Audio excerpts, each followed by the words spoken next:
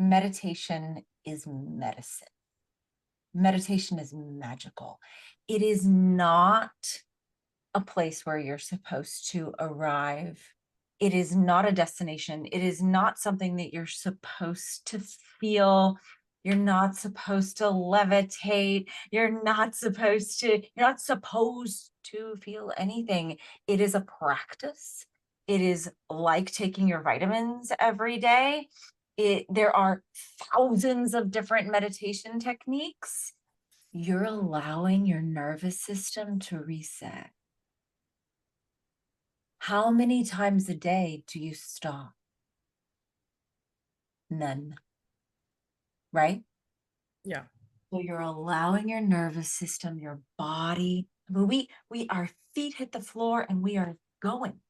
And at night, we wonder why we can't turn it off, because we're not in the habit of turning it off.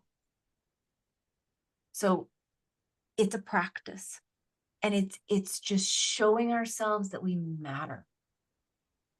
It's carving out a little space for yourself with a capital S. It doesn't have to be anything. It doesn't have to feel a certain way. I mean, sometimes I'm grocery list. That's okay.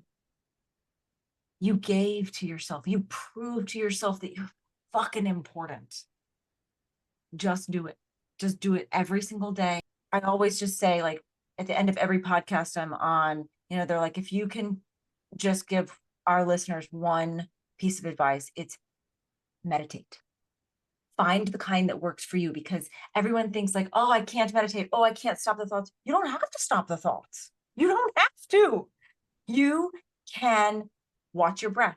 You can pay attention to your body. You can do guided meditation. You can use a mantra that's out loud or internal. There are Kundalini meditations that are so powerful with mudras and breath work and eye gazing. I mean, there are thousands of different kinds. There's literally no excuse not to meditate.